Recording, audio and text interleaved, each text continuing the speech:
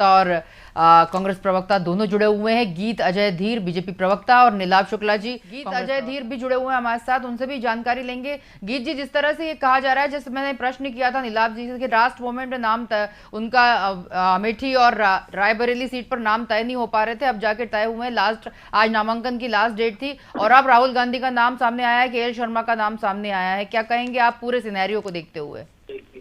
देखिए, चाहे के एल शर्मा जी को उतार लें, चाहे गांधी जी को उतार लें, ये वही राहुल गांधी हैं जिन्होंने गांधी जी का सरनेम तक के चुरा लिया। तो किस गांधी की बात कर रहे हैं? चप्पा चप्पा देखने की बात कर रहे हैं। यहाँ पर सामने भारतीय जनता पार्टी जो है वो मोदी जी की गारंटी पे बात कर रही है। नुपुर शर्मा जी वहां पर जो कार्य करेंगी वो जनता के विश्वास को ध्यान में रखते हुए करेंगी, जनता के हितों को ध्यान में रखते हुए करेंगी, राष्ट्र सर्वोपरि मानकर करेंगी। हम जनता के लिए सेवा करते हैं, हम राज नहीं करते। और कांग्रेसी जो है वो केवल छल कपट और रणनीति बनाकर जनता को ठगने के लिए नेतागिरी करते हैं। तो हमारी विचारधारा और उनकी विचारधारा में जमीन आसमान का फर्क है। और निश्चित रूप से आगामी आपको चुनाव का जो परिणाम है वो साफ रूप से दिखाएगा कि कांग्रेस जो है वो मैदान से किस तरीके से बाहर होती है। रायबरेली से पहले तो अगर दम था तो राहुल गांधी जी को सबसे पहले अपना नाम आगे करना चाहिए था। इतनी डरने की क्या बात थी? के एल शर्मा जी को कहीं सामने मोहरा बना के खड़ा कर रहे हैं। के एल शर्मा जी नहीं, राहुल गांधी नहीं, स्वयं सोनिया गांधी खड़ी हो जाए, मैं चैलेंज देता हूं। फिर भी कांग्रेस किसी भी प्रकार से वहां पर नहीं जीत सकती, क्योंकि जनता की स्वीकार्यता देश में कहीं पर भी कांग्रेस के लिए नहीं है।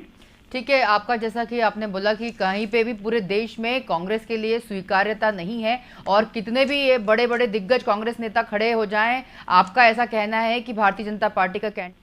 देखिए, कांग्रेस पार्टी जो है जिसके अंदर किसी भी प्रकार की कोई विचारधारा नहीं है, किसी भी प्रकार की कोई रायशुमारी नहीं है, ये केवल डिक्टेटरशिप पर चलते हैं, जो इन्होंने देश पर भी ठोकने की जो है कोशिश करी थी। और केवल जनता को ठगने के लिए इन्होंने एक बार फिर से प्रयास किया, लेकिन इस बार कांग्रेस का दुर्भाग्य की कोई चेहरा नहीं था। आखिर में जो गेंद फंसी है वो फंसी है राहुल गांधी के ऊपर जाके, और राहुल गांधी खुद स्वयं तैयार नहीं थे, क्योंकि मन में तो राहुल गांधी जानते हैं और पूरी कांग्रेस पार्टी जानती है निश्चित रूप से कांग्रेस की ऐतिहासिक हार होने वाली है इस बार। और निश्चित रूप से भारतीय जनता पार्टी जो है इस बार एक नया इतिहास रचने वाली, क्योंकि अब की बार हमारा नारा है अब की बार 400 पार।